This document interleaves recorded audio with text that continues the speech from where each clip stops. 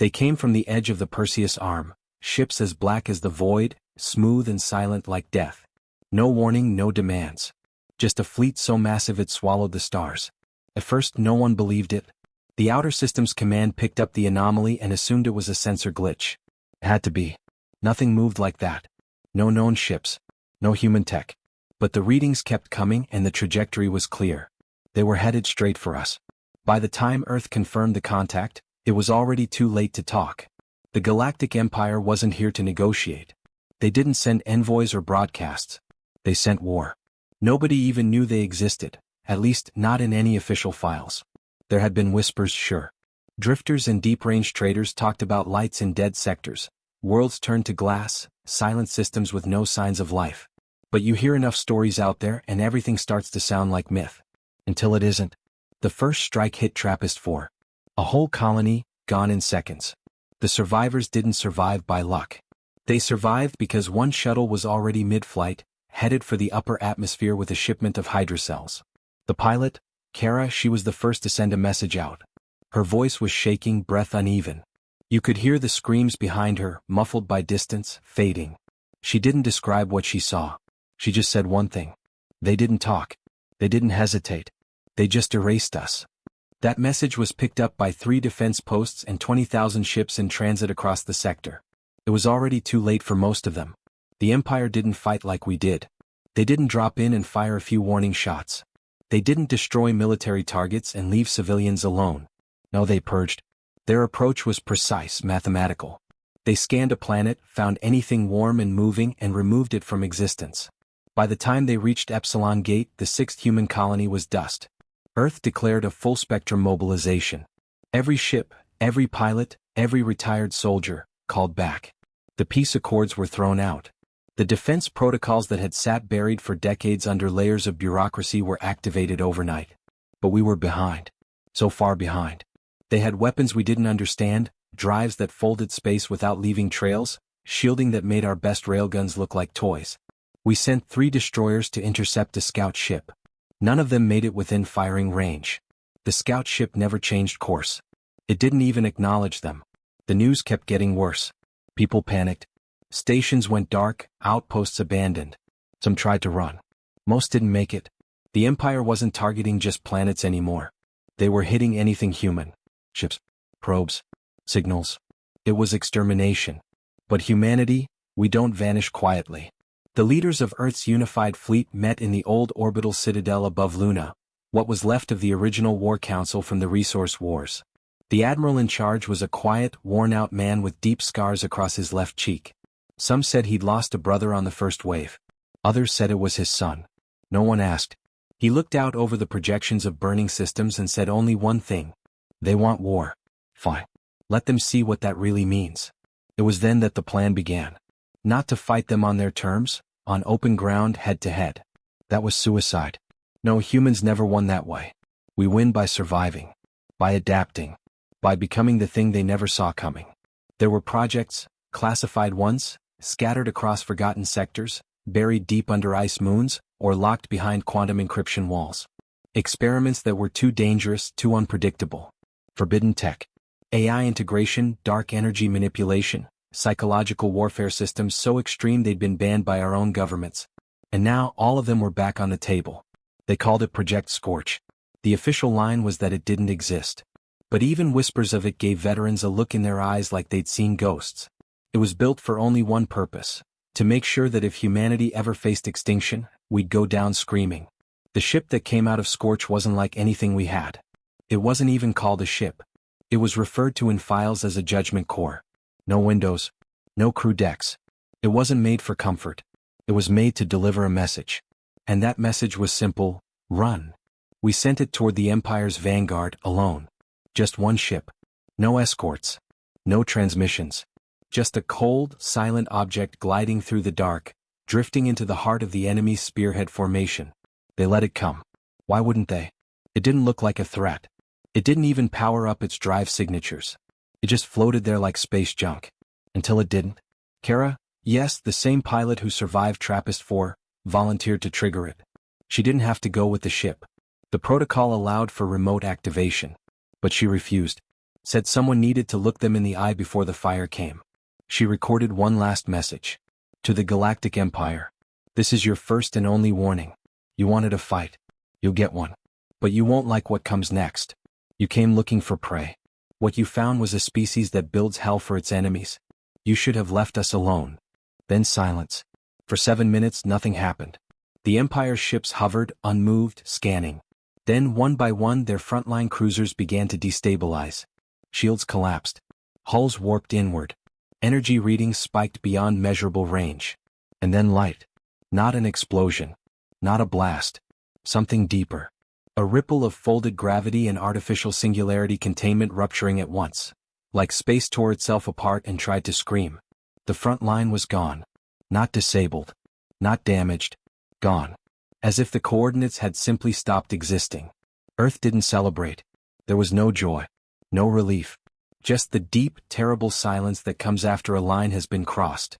Because that weapon, whatever it was just the beginning. The Empire didn't stop. They recoiled, yes. They pulled back slightly, formed a perimeter around the destroyed zone. But they didn't retreat. They started analyzing, adapting, learning. And we knew they'd come again. That was when we made the choice. We couldn't match them ship for ship, but we could make it clear. Every step deeper into our space would cost them more than they were ready to pay. We activated more judgment cores. Not many, just 5 more. That was all we had the resources to build. Each one had a name. Not a designation. A name. Echo. Solace. Ash. Warden. And the last one, Grave. No one knew where that one went. It was sent on a different path, on orders from the Admiral himself. Only he and one other person knew the coordinates. Some say it wasn't even meant for the Empire. Some say it was Earth's fail-safe, our own warning to ourselves in case we lost who we were. Because this war wasn't just about ships and weapons. It was about identity. About survival. About what it means to be human in the face of something that sees you as nothing more than noise to be silenced. In the weeks that followed, more Empire ships entered our systems. But they came slower. More cautiously. They stopped sending their full armadas. They began to test us instead. Probes. Scouting units. Strategic strikes. We responded with shadows. We stopped fighting in the open. We pulled back from the obvious routes and lured them into dead sectors. Fields of ancient mining debris, black hole-bent spaceways, abandoned terraforming stations rigged to detonate. Every loss on our side cost us. Every trap we sprung cost them more. And the message spread. Through the black, through intercepted signals and fragmented communications, the words began to echo. They warned us. We didn't listen. One Empire ship, badly damaged, limping on half power, broadcast a single phrase on repeat before its core collapsed. The humans built nightmares. They called us monsters. They called us broken. They didn't understand. We weren't broken. We were cornered. And that's when humanity is at its most dangerous. There was a station near the edge of the Delmar Reach, Station Orpheus. It was one of the oldest listening posts, mostly abandoned. A skeleton crew remained, just enough to keep the scanners alive. They picked up a signal 2 weeks after the last Judgment Corps was deployed. It wasn't from the Empire. It wasn't from any known source. It was a whisper. An unknown language. Harmonic structures too precise to be random, too complex to be human. And buried within that signal, modulated into the subcarrier, was a phrase translated by our best AI systems. You have been seen. That was it. No origin. No location. Just that one line. The crew tried to trace it. They burned every processing node they had trying to locate the source. Nothing. It wasn't a transmission. It wasn't a beam. It was like the signal had always been there, hidden in the noise, waiting. That night, Station Orpheus went dark. No explosion. No distress call. Just gone. By morning, a rescue team was sent. They found nothing. No station. No debris. Just a patch of space where the stars looked slightly wrong, like a reflection had been bent and then forgotten. And in the data logs, before the systems went offline, was one final line. Project Grave has moved. The Admiral hasn't spoken since. He sits in his command deck, staring at the empty void beyond Luna, silent. Watching. Because whatever the Empire thought they were prepared for, they weren't ready for us. And something tells me, neither were we. The next wave is coming. And this time, we don't know if it's just the Empire. Or something worse. The darkness didn't come all at once. It crept in quiet, slow, unannounced.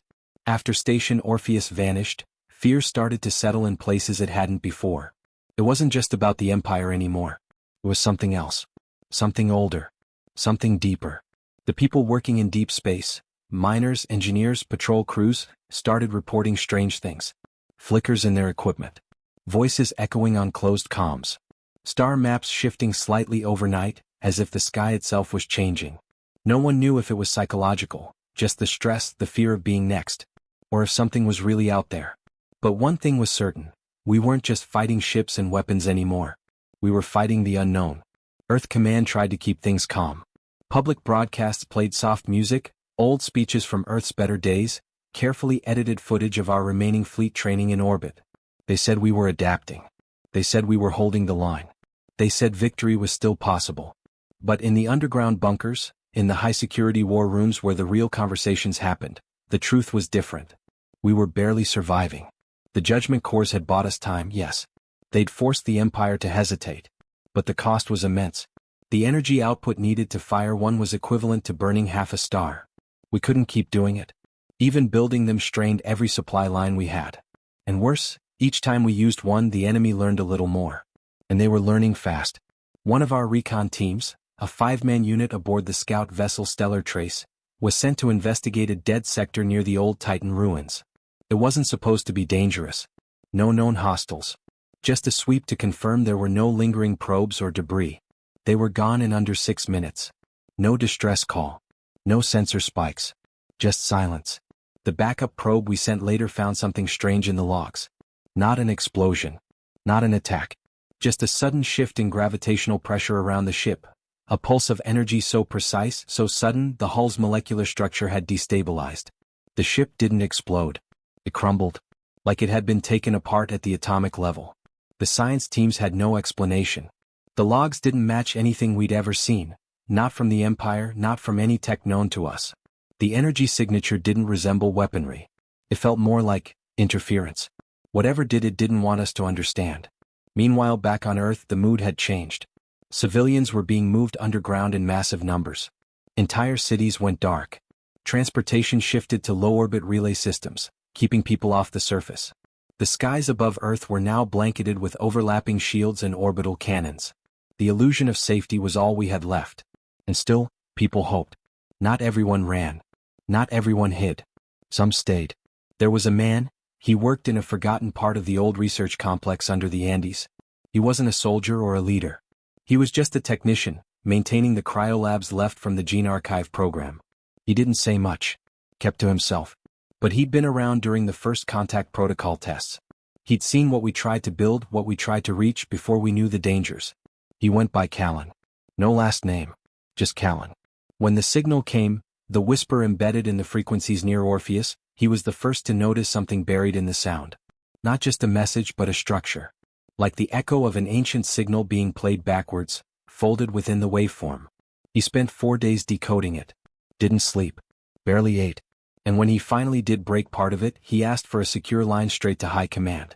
They didn't want to listen. He wasn't authorized. Wasn't even active clearance. But one of the Admiral's aides, an old linguistics officer named Rowe, decided to listen anyway. Callan didn't explain it all. Just played the recording. It wasn't human. It wasn't Empire. It was older. And it had coordinates.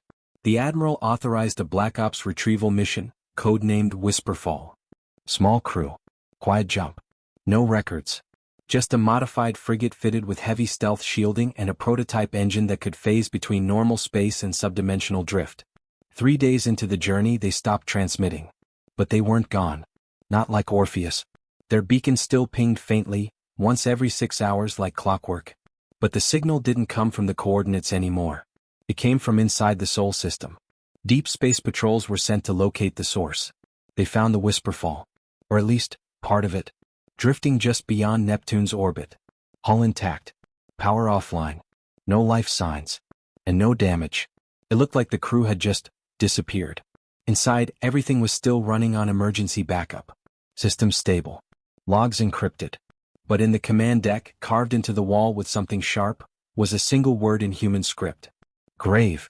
The analysts argued for days over what it meant. Was it a warning? A name? A threat? But Callan said nothing. He'd disappeared 2 hours before the Whisperfall was found. Vanished from his lab. No trace. No footage. The door never opened. He was just gone. Rose searched through his quarters. Found nothing but handwritten notes, torn pages, frantic scribbles, incomplete diagrams. But in one of the notebooks at the very back was a sketch. It wasn't a ship. It wasn't a weapon. It looked like a door. And underneath it, written in shaking handwriting, were the words, "Not all enemies come from the stars." Meanwhile, the Empire's main fleet had stopped its advance. Their forward scout formations no longer entered human-controlled space. But they didn't retreat either. They built something, massive constructs floating in deep orbit around a dead planet in Sector 19.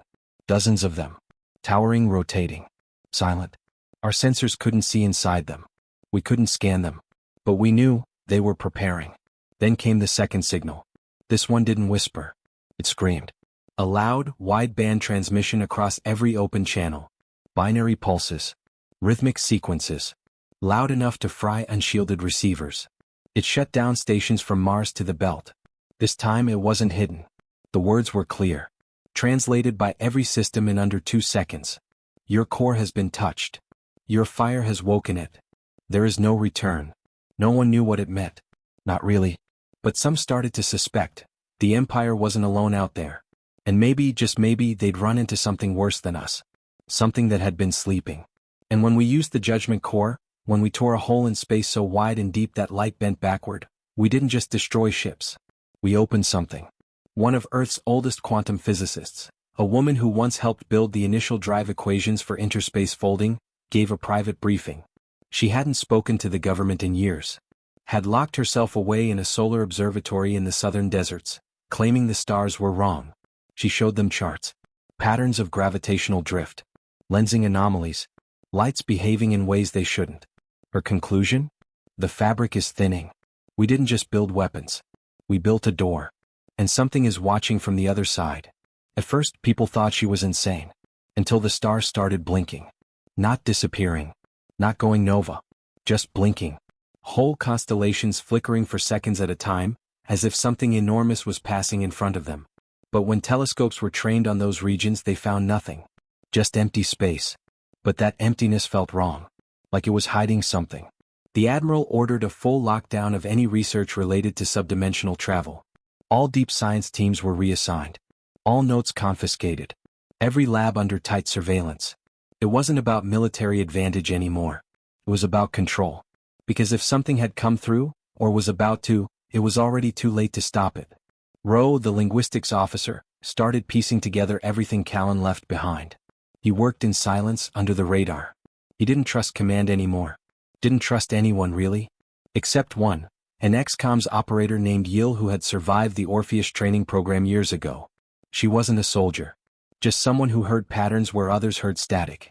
They worked together in a forgotten relay post buried under the crust of Europa. Days passed. Then weeks. And finally they found something. A pattern hidden inside the second signal. Not just language, but coordinates again. This time pointing not outward. Not toward the stars. But inward. Beneath the crust, in the old layers of rock beneath the continental plates. In a place untouched for eons. The kind of place no one ever looked. Because why would they? Until now. Rowe brought the information to the Admiral, who ordered him confined. Not executed. Not punished. Just removed. Because if it was true, if the coordinates pointed to something buried inside Earth itself, then everything we'd known about the war, the enemy, even our own history would collapse. The war with the Empire was no longer just about survival. It was about awakening. And we'd already passed the point of no return. On the far edge of human space, beyond the last defense ring, a ship floated silently. A human ship, but not one built in recent memory. It had no name. No registry. Just a shell of old plating, blackened by time and exposure. Inside it was empty. No crew. No life.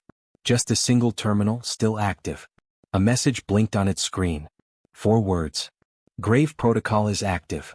And beside it, a new signal began to broadcast, across all frequencies reaching every corner of human-controlled space. This time it was a voice. Not Kara. Not Callan. Not Rowe. A voice no one recognized. Run. You were warned. Now it begins. And with it, the stars began to blink again. But not randomly. This time, they blinked in sequence. Like footsteps. Something was coming. Something we didn't understand. And the only thing standing between it and the end was us. The sky above Earth had changed. Not visually, most people couldn't see it, not with the naked eye. But those who watched, those who understood the hidden layers beneath space, knew something fundamental was shifting. The stars weren't just blinking anymore. They were pulsing like something was breathing behind them. In and out. Slow. Intentional. Earth's defenses were at their highest alert level. Every orbital cannon was live. The last of the planetary shields were online, humming with energy. Drones patrolled every approach corridor, AI interceptors circling silently like vultures waiting for the first move. The Empire hadn't attacked in days. They were waiting to. But no one knew for what. Inside the command chamber above Luna, the Admiral stood motionless, watching the live feed from deep space telescopes. He hadn't slept in over 70 hours. His eyes were sunken, his voice ragged, but he never left the platform. Beneath him, dozens of officers moved like ghosts. Their voices were low, their movements precise. No panic. Just the heaviness of knowing that every decision could be the last one Earth ever made. A single voice cut through the silence. Yil patched in from Europa. Sir. The signal changed. The Admiral leaned in. Go on. It's not just broadcasting anymore. It's pulling. Pulling what? Us. At first no one understood. Then the data came in. Microscopic fluctuations in gravity. A subtle distortion across long-range scanners. The shape of the solar system was shifting. Not visibly. Not enough to alarm civilians. But the space between Earth and the rest of everything was bending. Not from the outside. From within. Back on Europa, Ro was looking at the reconstructed waveform, hundreds of layers stacked, decoded, rearranged. He realized something that froze him to the bone. The voice in the signal hadn't just been speaking to us. It had been learning. Every word. Every reaction. Every attempt we made to block or analyze it. It wasn't a warning. It was a mirror. It had been copying us. Building something. In the sealed vaults beneath Geneva, where Earth's black records were stored, analysts discovered a long-buried file. A single entry marked Eclipse Protocol. It had no author, no metadata. Just a phrase at the top. If the grave ever stirs, do not fight it. Bury it again. But there was no record of what grave was. Only one line of corrupted code at the bottom of the file. They never came for conquest. They came to stop what we woke. That was when the message changed again. The broadcast split. Two voices. One cold and ancient, still repeating the same line. Run. Run. Run. And the other was human. Kara's voice. Clear. Terrified. You don't understand. It's not the Empire. It's not the war. It's not about territory. It's about the core. Don't let them dig. Please don't let them dig. But Kara had died. Everyone knew it. Her ship was the first to ignite the Judgment Core. She couldn't have survived. And yet the voice was hers. The inflection. The hesitation. The raw, shaking fear. She was warning us. Again. But it was too late.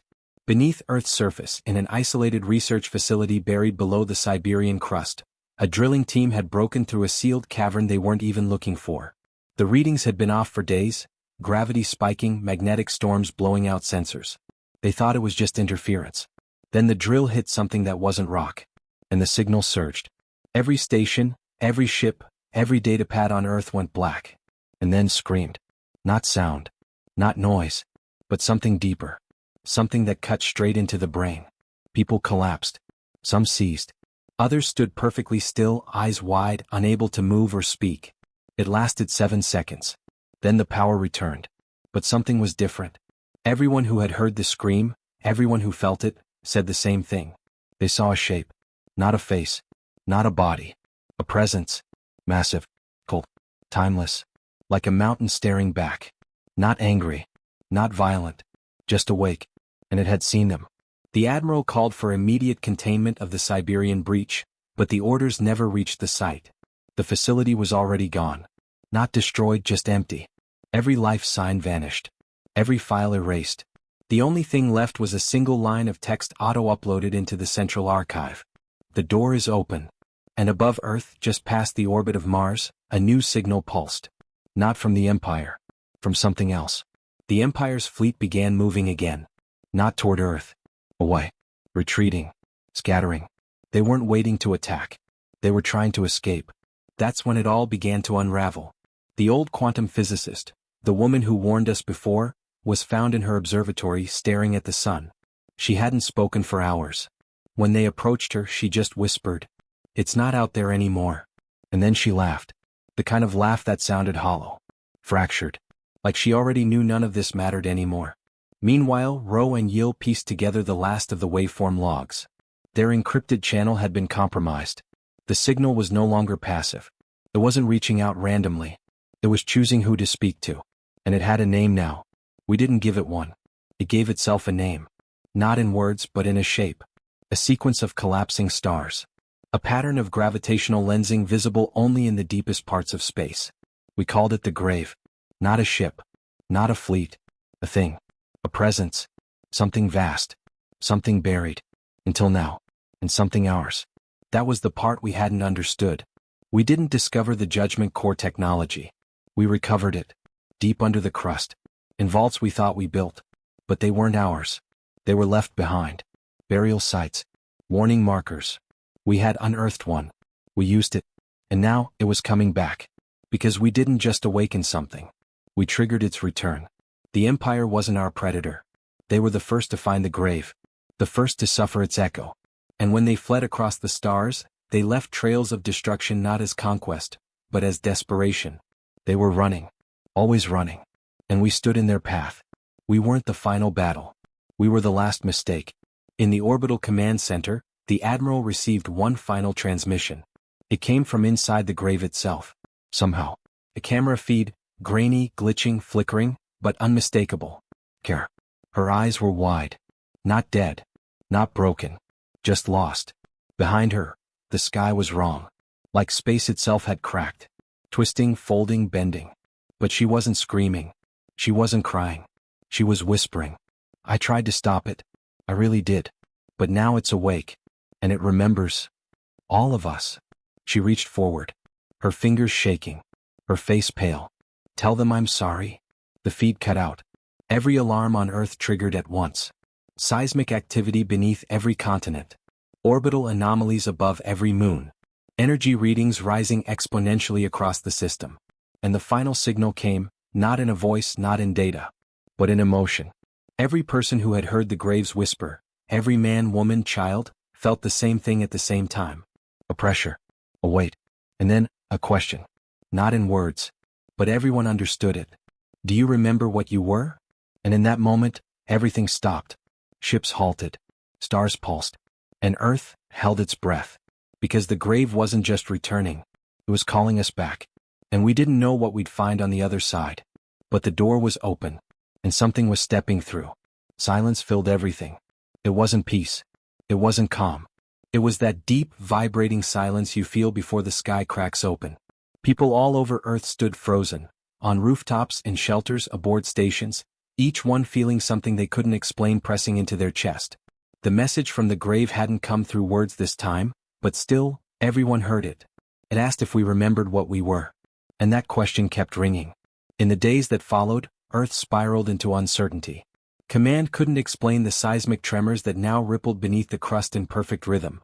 Every 12 hours as if something was counting. The Empire's ships, now nothing more than distant blips on the edge of deep space, kept accelerating away, abandoning everything. They weren't regrouping. They were fleeing. But from what? That's when the second signal hit. Unlike the others, it wasn't a broadcast. It was a pulse. One burst of energy, raw and directionless, from the void just beyond Pluto's orbit. It hit every system simultaneously. Some tech fried instantly. Other machines powered on by themselves. And people, especially those who'd been exposed to the grave's earlier message, collapsed into unconsciousness, whispering in their sleep. They all repeated the same two words. We began. No one could explain what that meant. And yet, a handful of researchers and survivors, those who hadn't been directly hit by the pulse, started digging. Cross-referencing the seismic patterns under Earth with the energy pulse's waveforms. There was a pattern. Not just repetition but direction. The pulses weren't random. They were pointing toward Antarctica. A site that, until now, had been off-limits, cordoned off decades ago supposedly for climate preservation. But the logs showed something else. That location wasn't a preserve. It was a vault. A vault built on top of something no one was ever supposed to find. The Admiral himself led the quiet authorization to breach the site. A small crew handpicked. No announcements. No media. No full military escort. Just silence and cold wind and a growing sense that whatever was buried there might change everything. Kara's voice still haunted the system logs. Every time Command tried to wipe her last message, it reappeared. It remembers all of us. The team reached the site within hours. The ice had melted away faster than it should have, like something underneath had begun to warm, long before we ever got there. Beneath layers of ancient rock and metal shielding, they found a structure. Not human. Not recent. Covered in markings that shimmered like starlight under the surface. No doors. No obvious entrance. Until it opened for them. Not a crack, not a hiss. It just shifted. Like it knew. The first chamber was silent. High ceilings. Walls that pulsed faintly as if echoing a heartbeat. The crew moved carefully, weapons drawn, scanners active. But no enemies came. No traps. Just emptiness. And in the center, a console. But not like any control system we'd ever seen. It wasn't physical. It was light, hovering midair, waiting. The crew's linguist, a quiet man named Soren, reached out without speaking. His fingers passed through the light. And then he dropped. Not dead. Not injured. Just still. His body trembled. His eyes rolled back. And then he spoke. But not in his voice. This is the price of forgetting. You were not made. You were unmade. His body collapsed after that, heart still beating but unresponsive. They evacuated the rest of the crew, sealed the site. The Admiral demanded full analysis. Because that sentence, asterisk, you were not made, you were unmade, asterisk, it changed everything. We had assumed the grave was alien. That we had awoken something ancient and other. But what if it wasn't? What if the grave was human? Not from Earth. But from before. Something older. Something lost. A version of us buried so deep in time and space that even memory forgot. And now, it remembered. Back on Luna, Yield discovered a file embedded deep in Kara's corrupted message logs. Not text. A memory. A projection. It showed a sky not known to us, filled with unfamiliar constellations and a planet cracked open like an egg. And on its surface human shapes. Not wearing suits. Not wearing armor. Just standing. Watching. As something rose from the cracks. A being of light and shadow, shifting form, wrapped in impossible geometry. And one of the human shapes walked into it without hesitation. The memory cut out. Rowe reviewed the data, but the origin of the log predates Earth's oldest recorded transmissions. Which meant it wasn't a recording. It was a memory. Encoded in Kara's ship. Hidden in the Judgment Core. Left for us to find. The pieces began to align and the truth sank in hard. The Judgment Cores weren't weapons we'd invented. They were keys. Tools from another cycle. Another civilization. Ours. We weren't fighting aliens. We were fighting the consequences of forgetting who we really were. And the Empire, those cold, silent invaders who never spoke, never explained, never stopped running, they weren't here to conquer. They were here to seal the grave. To bury it. And we opened it. Every step we'd taken thinking we were defending ourselves, we were really walking toward the thing they feared most. And now it was watching again. That night, every major system on Earth flickered. Every AI, every server, every memory archive. And then all of them, at the same time, displayed a single star chart. A location. Not Earth. Not Sol. A place far outside the known maps. A dead system. One long believed to be empty. But now, pulsing with energy. The grave had opened the way. It wanted us to come. But not all of us. Only those who had heard its voice. Those who had been marked. And people began to change. Quietly. Subtly. Those who had fallen during the scream began to dream again. They started writing symbols in their sleep. Drawing spirals. Speaking in fragments of a language no one could decode. A young girl in a dome colony on Mars stopped eating. Stopped speaking. Then looked at her mother one morning and whispered, "We are the beginning of the end." And the mother swore, her daughter's eyes weren't hers anymore. The Admiral stood alone in the observation deck, staring out at the distant shimmer of the stars. Everything he had believed in, his orders, his strategies, his war, was breaking beneath him. Because the enemy was never the Empire. The enemy was memory. And the war had just reached a place none of us were ready to go. Earth's final fleet prepared to leave for the coordinates. The grave had given us an invitation. And we had no choice but to answer. But even now, something else was happening, quiet, hidden building beneath the noise. In the ruins of the Siberian vault, a recording surfaced. Buried under what was left of the ice was a voice. Come. Familiar. The Admiral's own. But younger. From a time he didn't remember. If you're hearing this, it means the seal has broken. You won't remember what you did. You weren't supposed to. But the grave doesn't forget. And now neither do you. The voice paused. You will go to the edge. You will find the truth. But you must not step through. But the signal pulsing from that dead system, growing brighter every second, told us we already had. And whatever waited for us there, was waiting with purpose. Because the grave wasn't reaching out to destroy us. It was calling us home. And not everyone would survive the return. The final fleet left orbit under a sky that felt too quiet. 12 ships. Each one hand-picked, stripped down, armed with every surviving Judgment Core fragment. No one said the word mission. It wasn't one. Not really. It was a reckoning. A return. The only name anyone gave it was the last pilgrimage. They followed the coordinates, across dead stars, through broken sectors left behind by centuries of war and silence. As they crossed into that unknown system, every sensor started to fail. It wasn't a malfunction. It was interference. Something ancient, something deliberate. Like space was being rewritten as they passed through it. And then, it appeared. The grave. Not a ship. Not a station. It wasn't built. It grew. Orbiting a dead star that pulsed like a heartbeat, its form shifted constantly, like it didn't exist in just one dimension. Towers folded into themselves. Light refracted through impossible angles. It was beautiful and terrifying. And it was waiting. The Admiral stood in silence, eyes fixed on the screen. He hadn't spoken since the launch. But now, as the last ship dropped from drift and entered real space, he whispered only 2 words. We're here. Inside the grave, no weapons fired. No defenses activated. Instead, a corridor opened before them, like it had been expecting them all along. One by one the team entered. No armor. No guns. Just themselves and the weight of everything behind them. Ro led them with Yil at his side. Kara's memory echo followed through their comm systems, like a faint shadow guiding their path. The walls of the grave pulsed as they walked, reacting to their presence. Each step forward triggered memories, fragments from lives they didn't remember living. Images flashed in their minds. Cities made of light, oceans suspended in air, voices singing in languages that felt familiar and foreign all at once. They hadn't just awakened something. They had come home. A chamber opened before them, impossibly large. At its center, a being floated, not solid, not made of matter but of thought and memory. It was made of us. Of everything we were before we forgot. And it spoke. But not in sound. In feeling. In every heart. You left.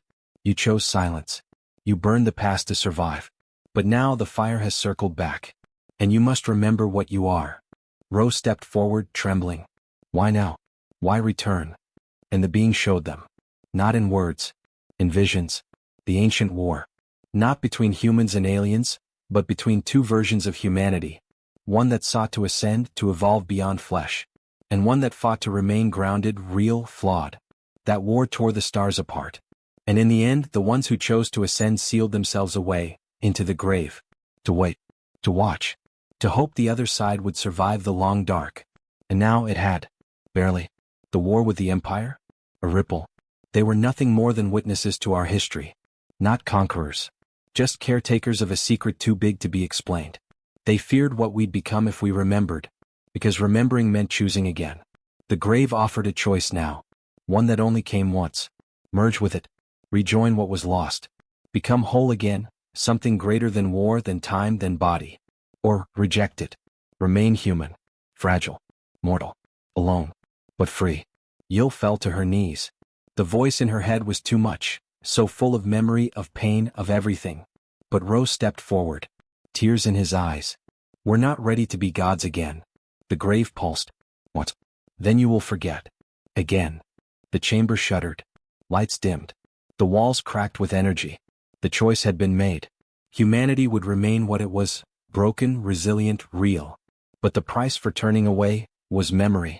The team ran as the grave began to collapse around them, not in destruction but in disappearance. It was folding itself away again, locking the door, burying the past. Their ship barely escaped. And as they returned to Earth, everything had changed. The coordinates were gone. No trace. No recordings. Not even Ro remembered where they had gone. He looked out at the stars and felt only a vague ache, like forgetting a dream the moment you open your eyes. And Earth? Still there. Still standing. But different. The stars had stopped blinking. The signals had gone quiet. The Empire had vanished. Not in war. Not in fire. They just left. And in their place, silence. But a silence with weight. A silence that knew. The Admiral sat alone in the dark, reading the last written message from Kara, one that had been found buried in the wreckage of the first Judgment Corps ship, written by hand. We were never meant to remember. But the stars don't forget. He closed the page, looked out at the night, and for the first time the sky felt still. But just as he turned away, one final pulse flickered on the long-range scanner. A location. One no one had seen before. A world. Human bioscience. Familiar tech. But no records. And a name on the signal. Not Earth. Not Sol. Just one word. Echo. He froze. Because that was the name of the first lost Judgment Corps. And it was calling. Again. The signal from Echo didn't pulse like the others. It whispered. It was soft, weak, almost forgotten. A single tone buried under layers of static. It hadn't been meant for systems or ships or war. It had been meant for one thing. Memory. The Admiral stood alone in the comms chamber, listening. Everyone else had left. There was no fleet left to command. No orders left to give. Just the quiet hum of stars and the impossible weight of knowing the end had already come and gone, not in fire but in silence. Echo. A dead world. A ghost in space. But it carried one last thread to pull. The Admiral made the jump himself. Not because of duty. Not even because of hope. But because of something smaller, quieter. Regret. The journey took days. He crossed systems that no longer showed up on any maps. Past debris fields filled with broken ships, human, alien, both. All of them forgotten. All of them left behind in someone else's panic. And then he saw it. Echo. A planet scarred by time. One side scorched by an ancient sun, the other locked in frozen night. But lights flickered along the equator. Weak, flickering. Still trying to hold on. He landed without resistance. The atmosphere was thin but breathable. Gravity a little too heavy, like the world itself didn't want to let go. The surface was quiet. Ruins stretched for miles. Massive structures half buried in ash and sand. Human architecture. But older. Built with intent, not survival. Cities that had once reached for the sky now leaning toward the earth. He found the source of the signal inside what remained of a central tower. It wasn't a beacon. It wasn't even machinery. It was a recording. Manual. Analog. A voice burned into magnetized tape, as if someone had known this was the only thing that might survive. He pressed play. And Kara's voice filled the air one last time. If you made it here, then you were never meant to forget. That means you saw the grave. That means it chose to remember you. The Admiral stood frozen. He said nothing. Kara continued. Her tone was tired. Heavy. We weren't the first to run. We weren't the last. But we were the ones who decided to stay behind. Not to fight. Not to resist. But to remember. Because someone had to. The tape clicked. Rewound. Played again.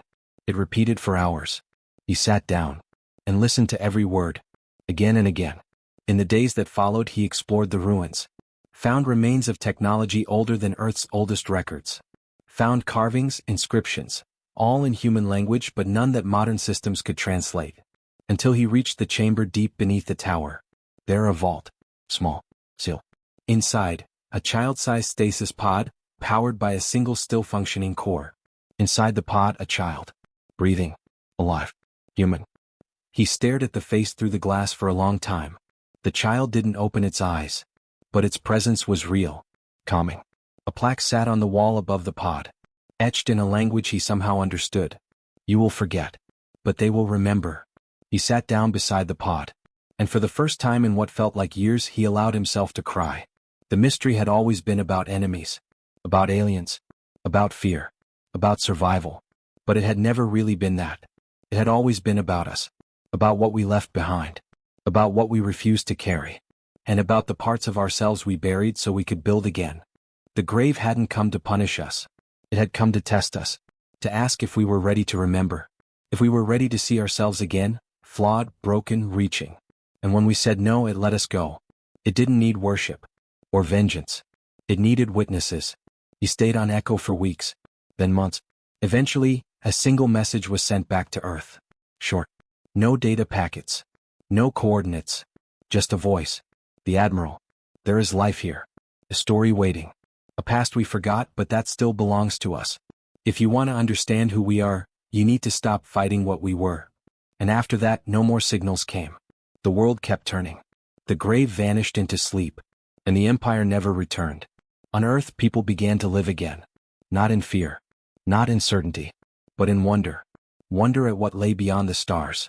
What other truths had been buried. What other versions of humanity had looked up at the sky and wondered who they could become. The judgment corps were dismantled. The war machines disarmed. And in the center of what used to be command, they built a library. Not digital. Not virtual. Real books. Real pages. Stories. Memories. Humanity written down. So we wouldn't forget again. And under glass, sealed in the center, was one line. Burned into the edge of a cracked panel, recovered from Kara's first ship. Run. You were warned. Below it, someone had written something newer. We ran. But now we remember. And far beyond the edges of mapped space, on a quiet world where memory still lived, an old man sat beside a pod and watched as a child finally opened their eyes. He smiled. Not because the mystery was over, but because someone new had arrived. Someone who would ask the same question he had once feared. Who were we? And now, finally, someone would answer. The story had never really been about the end. It was always about the return. If you enjoyed this story, don't forget to leave a like, share it with someone who loves sci-fi, and subscribe for more human-centered tales from the stars. Your support helps keep these stories alive. What kind of sci-fi stories do you love the most? Let me know in the comments. I read every one. Do you prefer epic space battles, deep mysteries, or emotional survival stories? Thanks for being part of this journey. Until next time, stay curious, and remember, sometimes the scariest thing out there is remembering who we really are. Let me know if you'd like a version in Spanish, a voiceover script, or short versions for social media promotion.